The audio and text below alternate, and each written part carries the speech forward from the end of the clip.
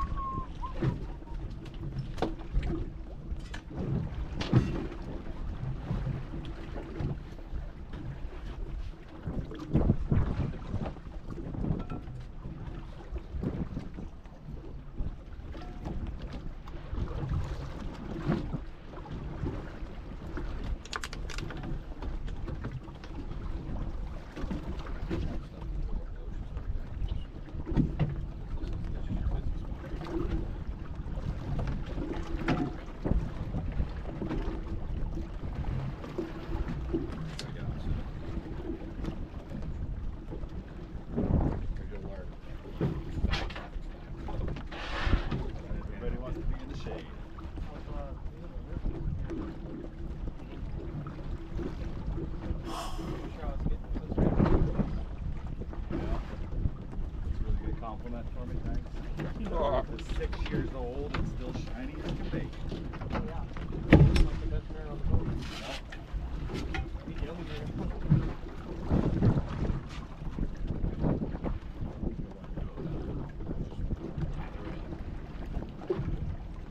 Well, I did that originally.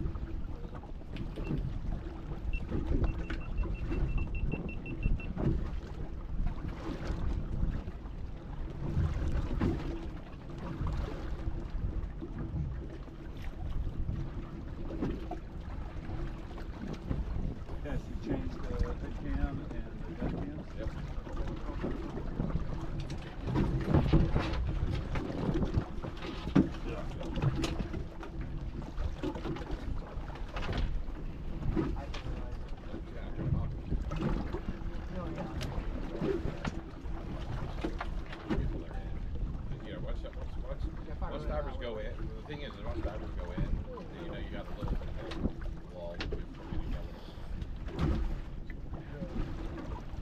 Yeah, we did guns.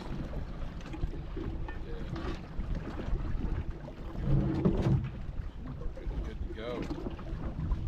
Love it when a plan comes together. Yep. Very good. Golden.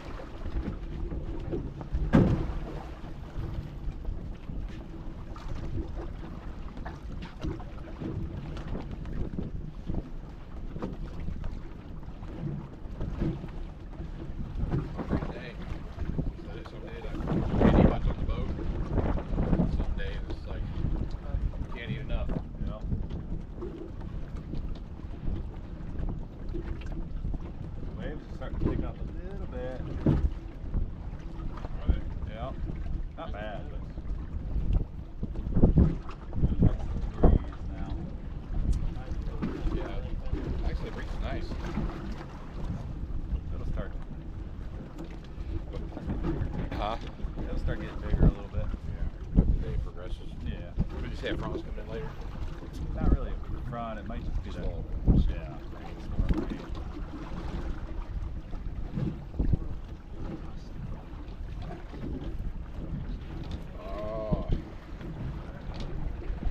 Do some more rod questions.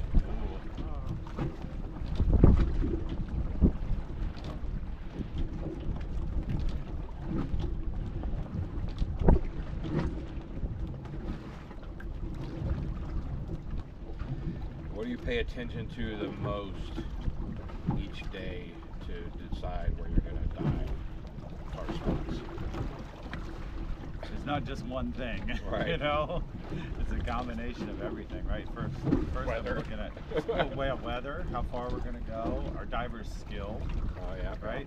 Their certification level, or their experience, because that determines how deep we may go or shallow. So you have some people you're not taking over 60. And you Yeah. got some guys that want to do 130 or 140 or Well, they're 120. capable of it, right? Right. We don't need to do that, but they're capable of it. Visibility, that plays a huge factor in those spaces that are going to be clear on one day and not clear, just right next to it. And then what species we're going after too. It's just all. I'm sure you get some people in there that just like, man, I want to focus on grouper, or Yeah. man, we focus on a big black grouper. Yeah, if we want to get a big black grouper, there's spots that we go to do that. If we want to catch, whatever's there, Right. then we'll go to different spots because you might see more variety at a spot like this rather than deep out or free fed or something. Yeah, and my immediate thought was, well, weather, visibility, what do you think about the level, or, I guess what someone's capable of. Yeah. Because you get some of the roll-offs, man, you got to pay attention. If you blink and you're 120, 130. Yep, you blow through air quick. Oh, yeah. Oh, man.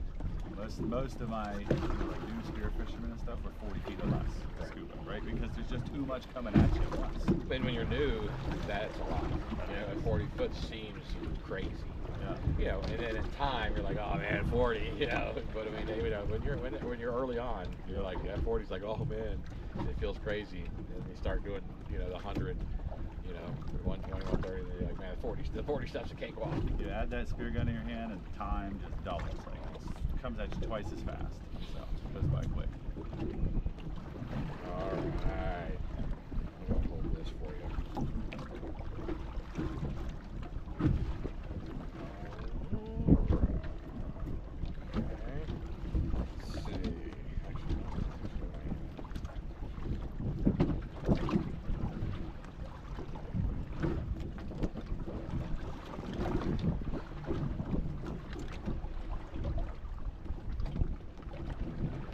Mahi. Oh. Mahi, right on the surface. Is that blue? Oh yeah. That's a nice size one Oh, too. he's pretty. Oh, no poles. Oh, right? All right. Man, I saw that flash, that pretty blue. Oh, that was beautiful blue. Man. That's only 60 feet of water here too. I mean, But I remember, going through all the footage this past year for Addicted, I just actually recently watched the bow fishing that we did. Oh. And I'm like, I forgot that was your first, you shot your first fish. Yeah. I'm like, man, Might have been way my back in last the one, day. too. Yeah, bow fishing. Okay. See it? It just flashed right across the waves. How far out? Maybe like 50, 60 feet. And it was just right towards that boat. Yeah, it was just a flash. It was real pretty blue. Like, You gotta have the glasses on to catch it. Oh, yeah. Otherwise the glare just kills you. Yep. next Rob's question. That's kind of interesting. So how do you handle safety when you've got new divers on the boat and seasoned pros on the boat, or do you even do that? Is everyone usually pretty equal, or what if you've got? Oh no, we get total wide, like brand newbies and seasoned pros. So how do you handle that on a trip though? If you got somebody that's you kind of have to go to the lowest denominator, whoever is the least experienced. That's who we're going. That's your max. That's your max, right? And we're gonna play by who runs out of air first, right? That's the end of the dive. That's when we go up. Who has that shortest bottom time if they're on air versus nitrox, the experience level. So typically the less experienced people I'm gonna put right next to them. The more experienced people we're gonna pair up and send them off where they can go, do the thing. Like you and Gary and me and Kobe, right? Like not that he's not experienced, but he's got a little more apprehension. He likes you there with him just in case.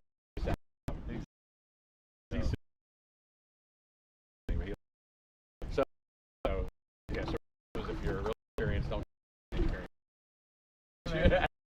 I'd hold ways to get that on the trip. Dive, do a shallow and a deep. I'll put one group down on the left for the fish, another group on the top, covering the high spot. Nice.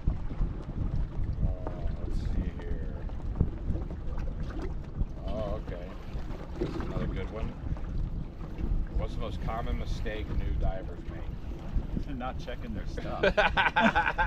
Get on the boat and go, well, I didn't have my mask. I didn't have my fin, you know? Like, it doesn't come. You learn to keep track of your stuff. You gotta man. keep track of it. You keep it close. You keep it clean and make sure it's working before you even come to the shop, to the Key West. Right? Because people just show up, all of a sudden gear's not working, it's not working. So many times, regulators free flowing, you know, or mass strap's broken. It's like, you gotta go in my kit and save the day, you know, throw things together last minute. Yeah. Well, you're good at that. My guy wrote water. I don't want to have to do that though, right? I want you to Right. Check it, take your stuff in every year, just like you do. Have it gone through completely, and it eliminates most of it. Because even doing that, you still have stuff pop up on you. But if you're not checking your gear, you're gonna have problems. That's the minimum.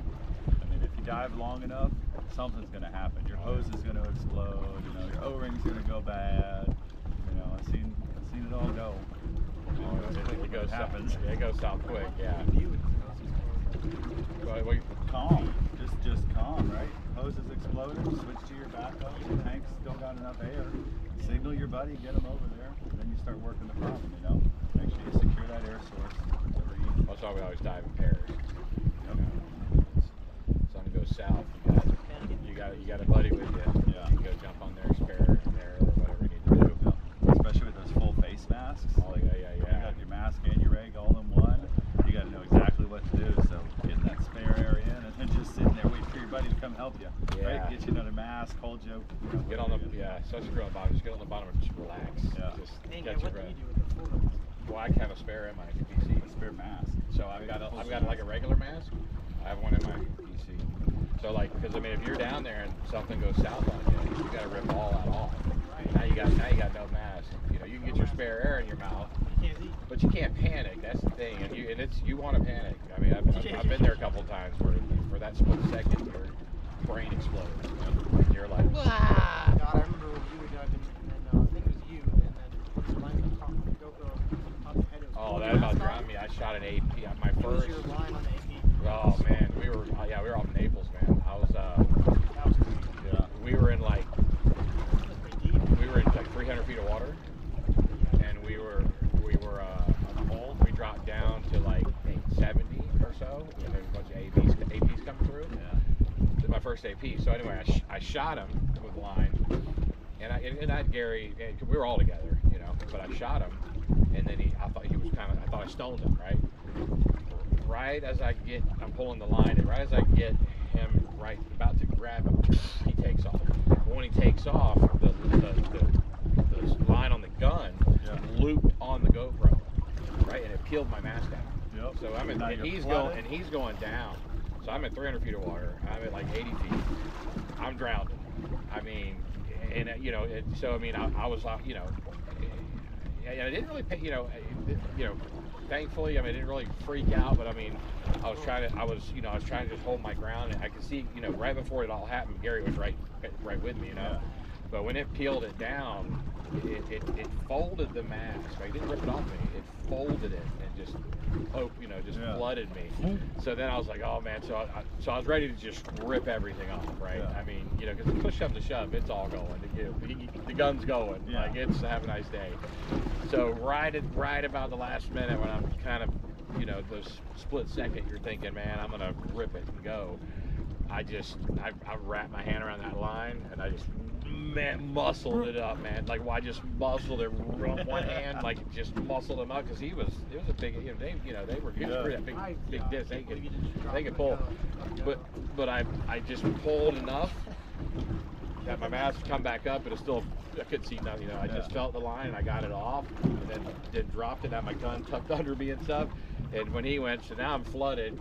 And I had barely any air to clear it out, right? So I'm like, and I finally get it and clear it out, and he's still on. I'm fighting him. I get everything, finally get everything situated, man. I am wore out. Yeah. I'm like, and I look over at Gary, and Gary's there floating, watching me, So he was there, Yeah. But I mean, I'm like, man, when I got back on that boat, I was super excited because it's my first AP. Yeah. But when I got on the boat, I couldn't even. There's no I couldn't talk. I was just like. Man, I got on the back of the boat and I'm like, I need a minute. I gotta catch my breath, man. I gotta breathe for a second. And I'm you know, let that adrenaline go down and get a little bit of air, you know, and then I'm like, okay, I got my fish. But I mean, I'm like, man, he about to drown me. I'm like, Yeah, we got that footage. I'm like, had it, perfect view of it. We saw you like. oh, it was a struggle, man. But that's the kind of stuff I mean, nothing beats experience, but that's where your training helps too. You don't think it, you know, when you're doing your certification and stuff, you know, to me anyway, it seems like there's a lot of times, you know, you think, you know, whatever. But it's funny when you get in a panicky situation. It's like it registers, you know, like you remember, okay, do this, you know, relax, you know, don't freak out and boogie or whatever. But yeah, it was.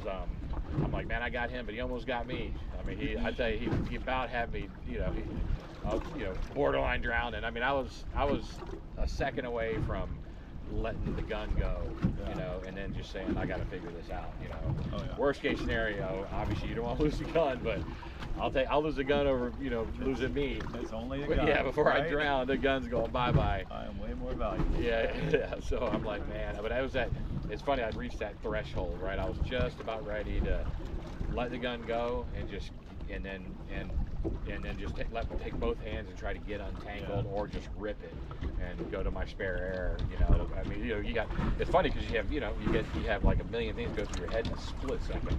So you're thinking, you know, do I let the gun go? Do I do this? Do I rip it off? Do I grab my mask? Do I do this? And it's all happening, you know, at warp speed. Freezes in time. Yeah, and it's like you got to go through these, you know, 18 different thoughts for that split second, you know. But that's how guys get in trouble too. And you're right, man. And I've learned that too. It's to panic. The panic's what gets you. If you can just, if crap hits the fan, if you can just take a second to just get your bearings straight, you know, and just think, just like, because it's hard. You got to fight it, especially if you know, depending on what's going on. You know, if you're freaking out, like something happens that freaks you out, you know, that split second, it's that fight or flight, right? You know, you're ready to pull the ripcord, but it's, you know, the key is be calm, you know, stay calm, for sure. Stop and breathe. That's the only things you gotta do. Stop and breathe. Stop. It's funny you gotta remember that. Yeah, stop and breathe. Even when you can't breathe because you're getting drowned by a fish. Stop and breathe. Figure out a way. I got one more for you, and then I'll answer a couple. I got some good ones. So when you're teaching people to dive, well, let's see. When you're teaching someone to spearfish, so not per se dive. So if you're teaching somebody to spearfish, what's the first thing that you really want them to master? Don't shoot me. Yeah, that's a good one. Yeah, when we start on the boat, right, and we go over how to load the gun, because you got to be able to load the gun by yourself. You get that line wrapped up, figure out. And it's tricky with a line. It's not just easy peasy. Yep. And we got to load the bands and figure out how to load the bands. Every gun's a little different. Chest load, hip load. So we start with the basics of that. We don't even talk about shooting the fish until we get all that set up. We talk about the fish we're going to shoot, the size, you know, flip hook of the fish that, you know, this is what it looks like, that's what it looks like. Hopefully they got a little bit of knowledge before they come here for that. But if they don't, that's fine. And then once all that's done on the boat, then we go in the water and we just shoot, you know, grunts and snapper and, you know, just little things, just so they can get a feel. Get that repetition. Just right? shoot, unload, hands, get the fish, handle the fish. You know. You don't want to go down and shoot 15, 20 pound grouper as your first fish. No, you think you do, yeah, but you don't. Yeah. Just want to shoot a big one. Okay, well, let's work up to it because there's a lot shoot going some on. little guys first. Yeah. Don't go down and shoot a 25 pound AJ. Yeah. And then just constantly reminding them to dive first, spearfish second, right? If your dive isn't going perfect, you can't spearfish.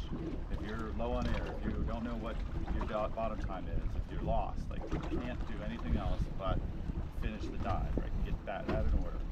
And then once all that's done, then you can say, okay, now I can go shoot it. And that's really true too, because you get caught up in the spearfishing, and then you start. And then it's easy. It's especially when you're, you know, when you're learning. It's easy. It's easy to not pay attention to your gauges, because the thing is you know, it's hard to understand that you may have just did 2 dives in 40 feet of water, and you know maybe you did a 40-minute dive.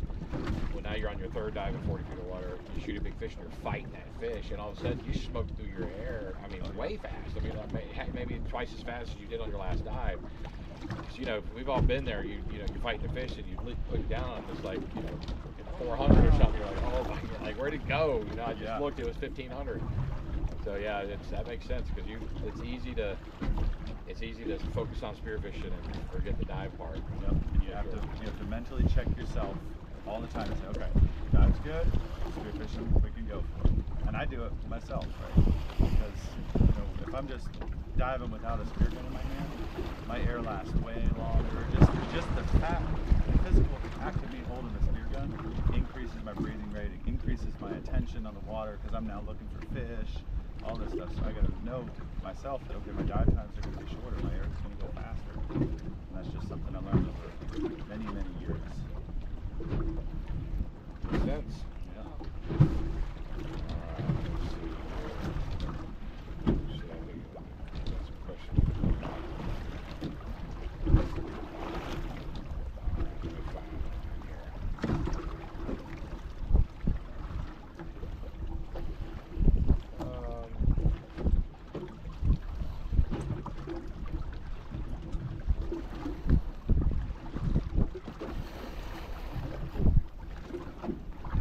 So you hunted and fished and spearfished all over the world. What makes this kind of lifestyle meaningful to you?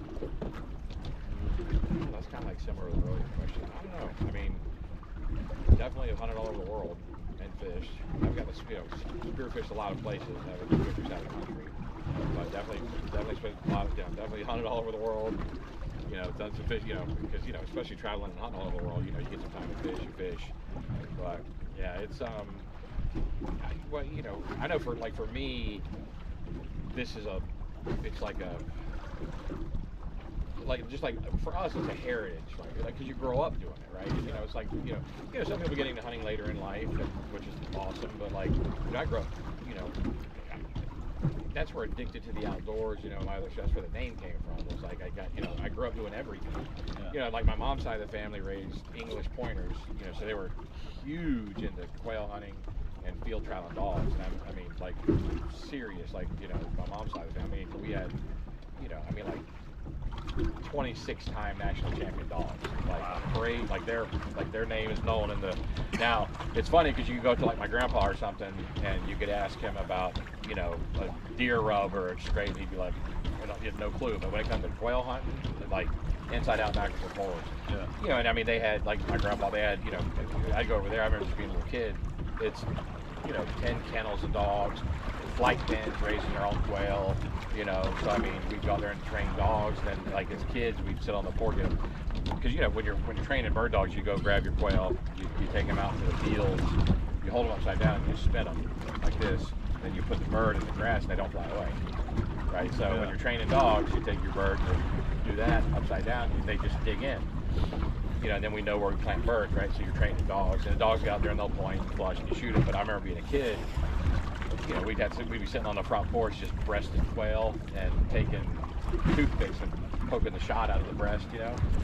And then like, so that was my mom's side of the family. Then my dad, you know, he loved to fish, you know, so we grew up crabbing, you know, scalloping, you know, diving, snorkeling, just everything, you know, fishing, beach fishing, you know, just everything. So, and then, you know, quail hunting, like I go to my grandpa's and stuff, and he just give me, I mean, it's, you know, it's crazy nowadays, right? I remember going over there, I mean, you know, being, you know, 12 years old, right? You know, and it's like, here, they give you a 12-gauge shotgun, send you out, the woods are behind the back, you know, if you want to go out there and shoot something, you know? Yeah. So I got the bug, I love it all, but I got the hunting bug early.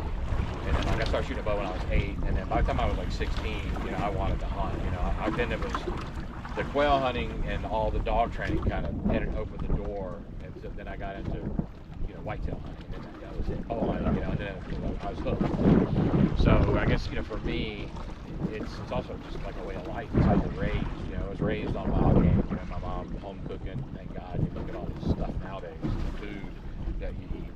Yeah, I'm so thankful that I grew up eating like wild game. You know, my mom grew her own, you know, vegetables. You know, we were eating venison. You know, quail. You know, no processed foods. Or, you know, it was just, you know, natural wild game. You know, so yeah, for me it was definitely you know, people talk about hunting and stuff, but it's also kind of, for a lot of people, it's kind of like a heritage or whatever. You know, it's like you grew up doing it. This is part of your lifestyle. Yeah. As opposed to like a sport, you know, it's just like you on the water. You grew up doing this. It's in your blood. It's part of just, you know, it's part of your lifestyle. That's what I was gonna say. It's in me, right? It's because I've done it forever, and it's you know, I think the greatest thing to do. Be outside. Oh yeah, and I mean, as a kid, you know, I know about you raising a bunch of kids. It's like, you know, you know, those first 18 years of the kids at home, especially I'd say the first 13 years. You know, you're establishing a lot of habits and things that are going to stick with them, and things that you've introduced them to, and, you know, camping, hunting, whatever. And then, you know, when you're doing it as a kid, you know, it becomes, you know, it kind of molds your world. You know, that's going to be in your blood. I tell people all the time too, like, you know, with Addicted, you know, Addicted's been on for whatever 23 years. But most of our fans that watch Addicted always kind of assumed early on that, you know, we lived up north on a farm, right? Because that's what most, you know, most hunting TV shows. But I was this kind of weird Florida boy, right? I mean, you know, and I was, you know, when I wasn't hunting, I was fishing, I was surfing, you know, I was in the water. But I tell people all the time, like, and then later in life, everyone's like, man, I'm surprised you didn't move, you know, to like Iowa or something. I'm like, man, you know, I said, the salt water and the sunshine and the white sand, the palm trees, it gets in your blood. Like, you know, I couldn't imagine not having that.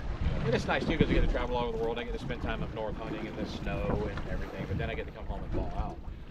But you know, we say it all the time. You know, like in November, you know, for the first 17 years of our career, November we'd stay on the road for 25 days straight. You know, we'd be in a tree all day, 13 hours a day. And so we would spend 25 days up north. So we're in Iowa, Illinois, you know, Wisconsin, Indiana, Ohio, and you know, we'd have, you know, most of the time in the winter, you know, you're up there with these stretches where there's not a lot of sunshine, right? It's overcast, it's freezing cold, you know, it's just dreary. And I swear you get depressed, you know, like we literally, after 25 days of like being with no sunshine, like, man, you like, we could, you know, you feel it, you know, and then you come home, it's like that sunshine like regenerates you. So I always say it, man, you know, growing up playing beach volleyball, which I love beach volleyball, you know, we always play shoveling snow to get out the front door, you know, we're on the beach. So it definitely gets in your system. Let's see here, another question. We got time for another question. You see bubbles? They around? They're down this way.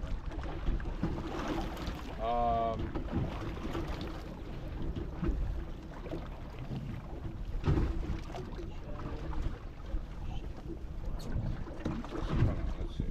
You've been an advert to, okay, 20 years. Let's see. Alright, let's see. Alright, what?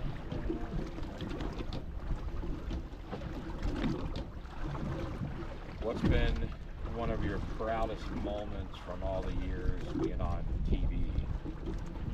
Oh. That's kind of proudest, or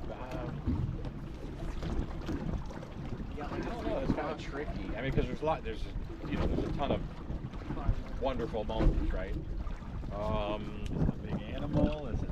You know, I'd say rewarding. You know, as far as like awesome, yeah, big animals, but I'd say rewarding. I'd say maybe one of the most rewarding things has been introduced, just like you loving to take people spearfishing and showing them new things. I'd say for me, probably introducing people to the outdoors, because that's one thing with Addicted we've done. Like Gunnar will tell you, you know, taking kids out, you know, hunting for the first time, crabbing, scalloping, whatever. We've always done that, you know, always taking kids out, like gator hunting, right? We became like the gator people, you know, because it's like we, you know, over the last, you know, yeah, I probably haven't shot an alligator in 15 plus years, but you know, we're always taking people to get their first alligator, right? So taking people out, you know, to experience something for the first time, or taking someone to get their first, you know, alligator or something like that.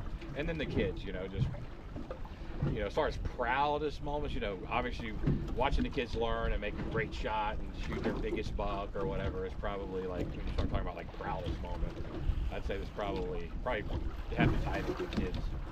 It's not you, it's what you've done for them. Yeah, because I mean, it's one thing to ask about like what's some of the most exciting things versus like proudest. You know? So there's a little bit of difference.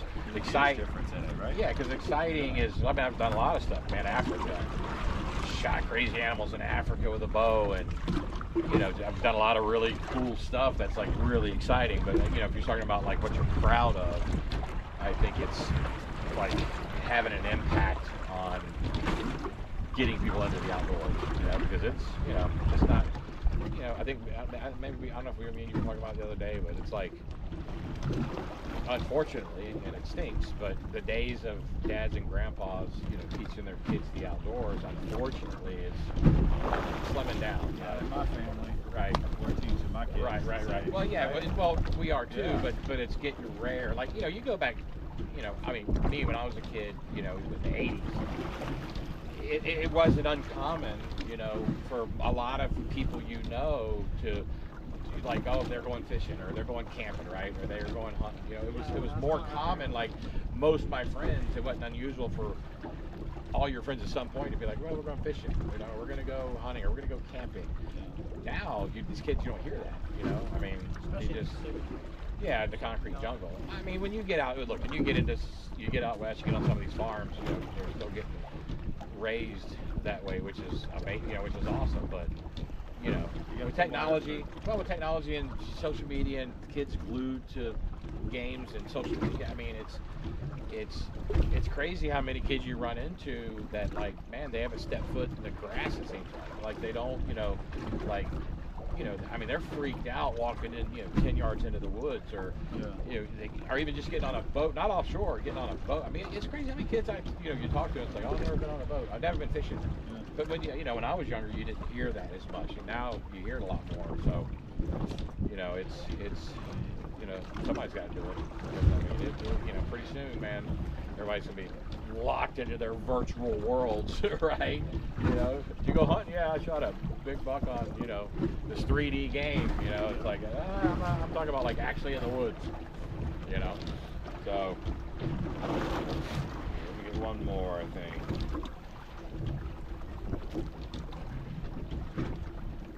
Oh, here's a good one for me. So why do you always kick off the Spear Life season with a trip to Key West?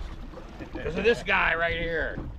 Yeah, you know, I'll tell you, one thing that I've learned doing, I would say television, I'd say doing television, but because we do television, you know, we're obviously hunting and fishing all the time, right? You know, a lot more than most people.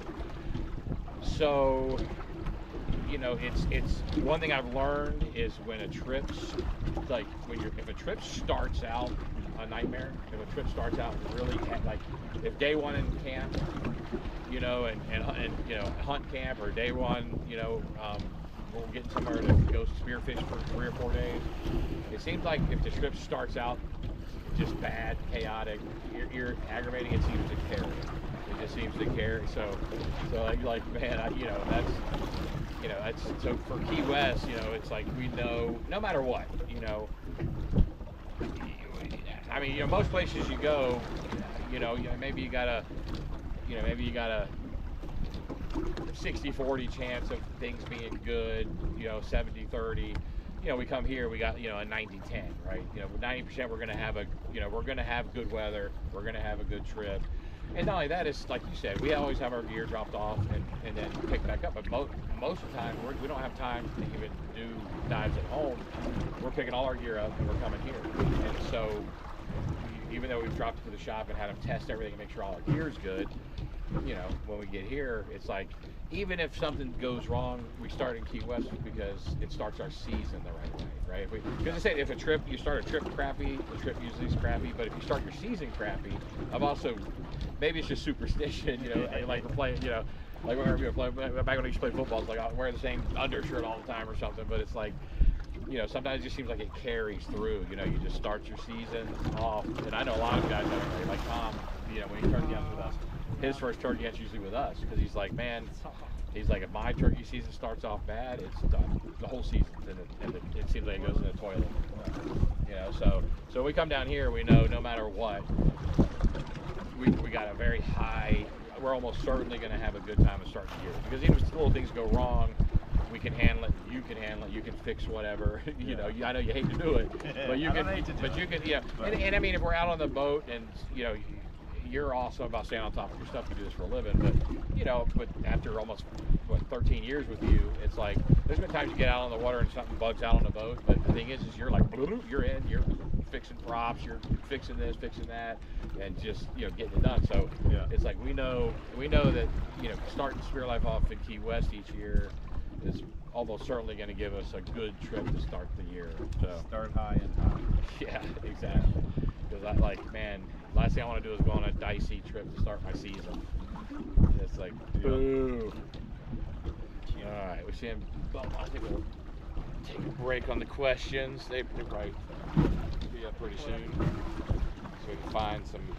That current wasn't bad, so they shouldn't have traveled. The current's swapped now, and it's starting to go in. So it is kicking.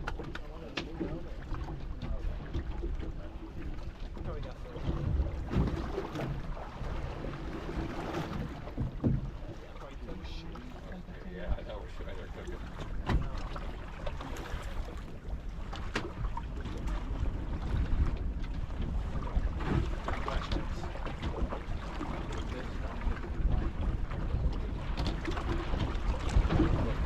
L doubles. I would think this. Well, they're going to stay on this rock, right? I would think so, but Because it's a big structure. So if it's big, hopefully they just kind of circle that. I mean, the current should. I mean, it couldn't have picked up too much. I mean, our dive it was fine. They were in right after us.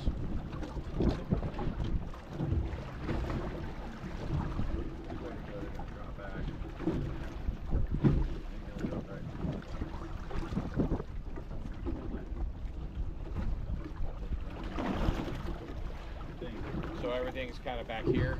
it should be behind. The structure kind of back behind us. Yeah. There's a lot of structure in front of us too. That would be difficult for them to get. Right, I'm talking about the piece they're on. The piece there should be back here. So I'm seeing some bubbles back here, and I think that's where they are. About 100 yards, just kind of south. Ready. Hey, good.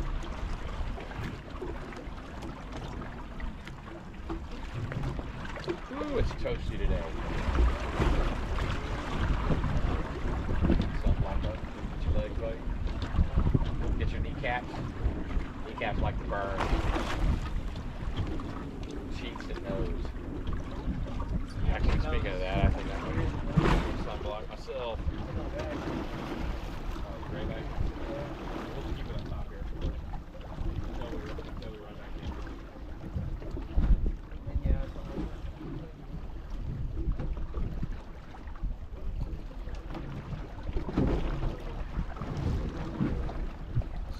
Sunblock.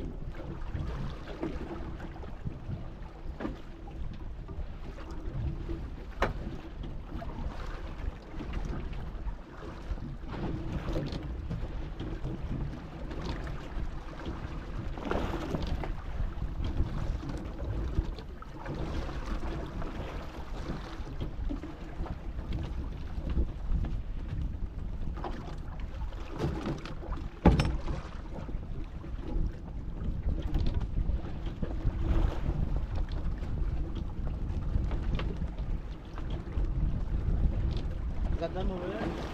Yeah. Popped up? Sure looks like it.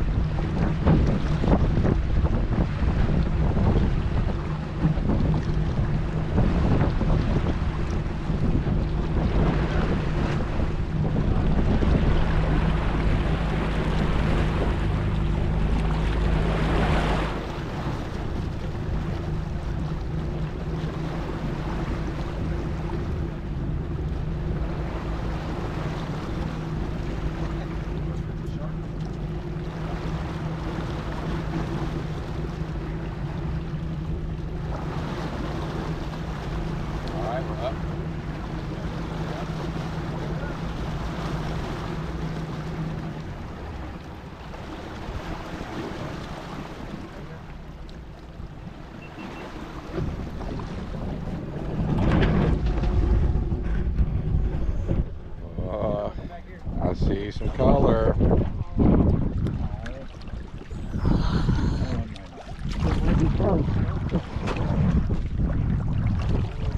Right.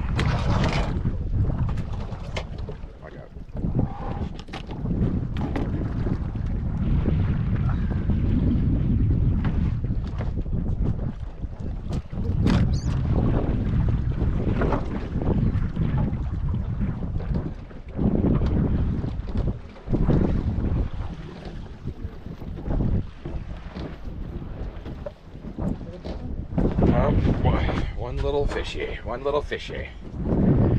There's not a lot down there. There's not much down there, Garrett. There's not a lot going on down there. Man, it's definitely been our slowest Key West trip. Yeah, we're definitely coming back on the opener from now on. Yeah. No more kids graduating college. It's like, I'll tell you that, man. That's a big hit. That's a big. Did y'all cover a lot of area or no? Yeah, we swam that whole fucking dock. Seemed like we swam for a mile. Yeah, you ran a lot. Covered a lot of ground, just not much, huh? Big. It's beautiful, huh? Big caves and shit, but just nothing. Just nothing. Same as like, yeah, just it's like we're. It's pretty stuff. Just it has been hammered. I'll tell you, coming a few weeks after openers. I got lost. They got lost. Took a left instead of a right. I missed that.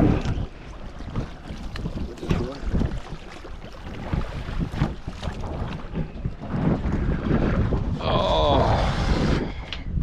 Well, slow dive. Oh, sorry.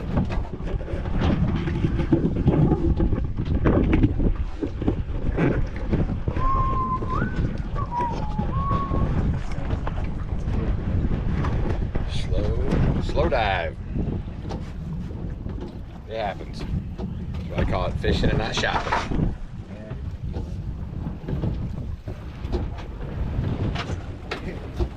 Biggest thing I keep doing. I don't understand it. Like, Is it? They just must be getting hammered.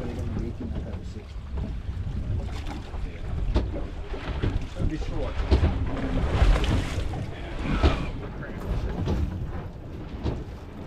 I'm gonna fix this. So, it's just slim pickings, huh? Man, that was a beautiful dive. It actually reminded me a lot of Honduras a month ago. Beautiful, beautiful structure. All the tropicals and little fish you go on, but nothing No shooters. to shoot. Yeah. I know, he was bigger every time I saw him. yeah. You stare at them long enough. Male. Oh, I didn't see that one. That's what I was looking through in the cave. Oh, I saw the female that kept coming up, and like I said, every time she came by, she was Yeah. bigger. I was like, So he was definitely big. was it? Oh, I didn't. I just came up and I missed the rock behind him. So I went through him. But he was like, he was like, I guess.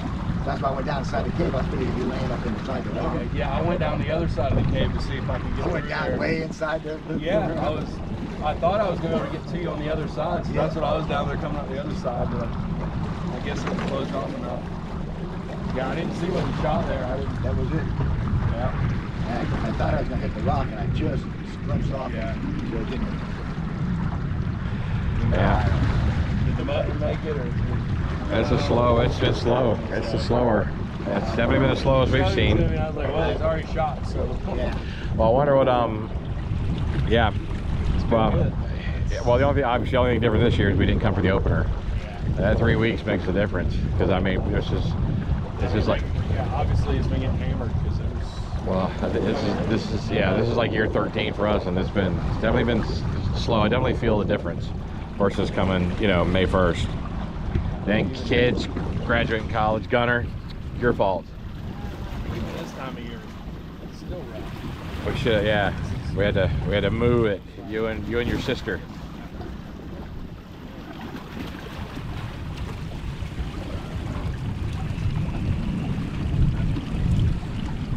Oh man, so we gotta strategize here. Figure out plan. Is there any strategy? Is there?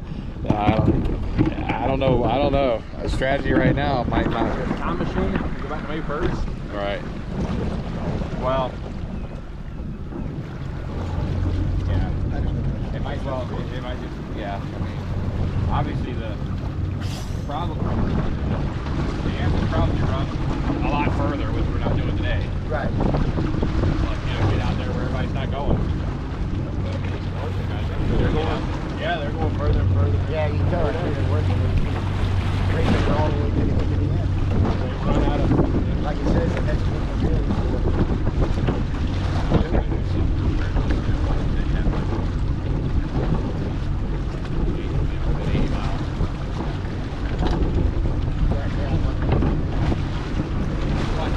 It's amazing.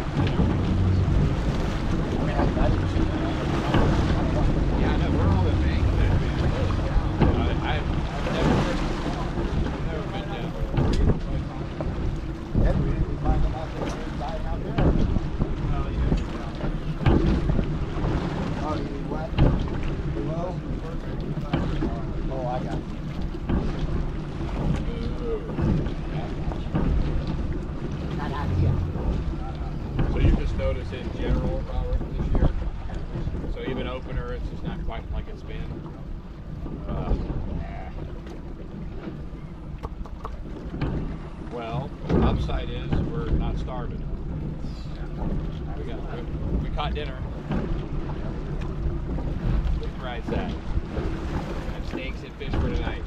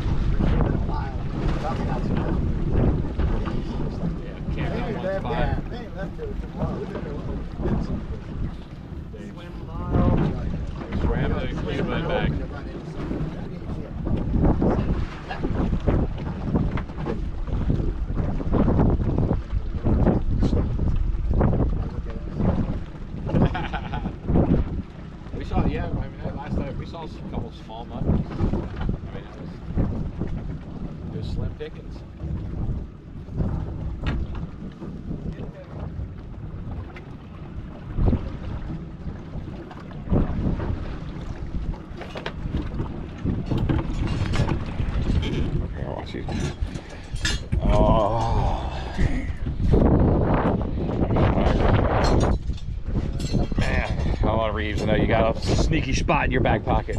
Man, I wish I did. I've used them up. That's crazy. It's had that big of an effect. I've never seen it like that. I mean, that's a big difference. You know, Wonderful bottom. like I was saying, I know we missed the opener for the first time ever, but I'm like, man, that's a huge difference. And we usually get fish out here also in August. This is Right. I figured, you know, we had to push the trip this year, miss the opener, but I'm like, it should be, you know, yeah. shouldn't be this bad. I think maybe they're hitting so hard. The stone crab price was so low, nobody made their money, so they're really Hit the hit fish. it hard. Yeah. Because, you know, when stone crab price is high and they're catching stone crab, they come out here and They're busy with the they're stone busy with crabs. their stone crab profits, partying those away, so they come out here later. Yeah, Definitely, I tell you what, this trip I've definitely seen a lot more commercial boats out here than we normally do. Yeah, definitely. It's pretty crazy to see that kind of structure. How's it been at the Tortugas? They've been doing okay out there. Not, I won't say they've been doing as well as normal out there either. It's been, Just because it's so, you know, yeah. I guess you just have to. I guess you got to run a freaking 100 miles out to try to get it. But there's, I'm sure they're. I mean, them commercial guys, they got to be getting out there far. Oh yeah. Especially doing it for a We living. run out of diveable bottom out there for us. You know, you can go fish out at Pulley Ridge, and even that's getting picked over. So it's. Yeah, I mean, it's not Like like you said, I think it's the reality of the electronics and the charts. everyone and the can see. There's reliability no of more, outboards and no more, smaller boats. well, no more sneaky numbers. Yeah. Right? Everyone's got the numbers. Yeah, I say a lot. I'm like, back when I started doing this fishing and everything, you had to actually know what you were doing. You had Right. to, you know, you didn't Find just your have spots some numbers on Facebook and a chart that mapped the bottom. You had to find stuff, and Oh yeah. it's gotten. That- I mean, oh, it's yeah. good and it's bad. Well, I think back of all the years back in the day that we spent just looking for spots. Yeah. You know, just like marking spots, checking spots. I mean, all the time you put into just finding the spots. Well, I think that's kind of what frustrates us a lot, because we've done that out here. We've just Oh, yeah. you know, crisscrossed this whole area, and we have these spots, and now we just look at it, and everybody just looks at a chart and sees them. And on the other hand, it's really cool to look at that, because it's like, you know, Right. I've got kind of a map in my head, and Robert's got an even more detailed map in his head of all of that stuff that we've come across, and then you see it on a map, and you're like, oh, that's cool. That's what it looks like. And you're like, yeah, no. But I would think even those commercial guys, I mean, even on the small rocks, it's like they don't care. They'll just dip down and get right back out and keep going. Like they don't care Well, if it's a short dive. They just want to go. Yeah. Just, Well, they're also fishing them, so they're.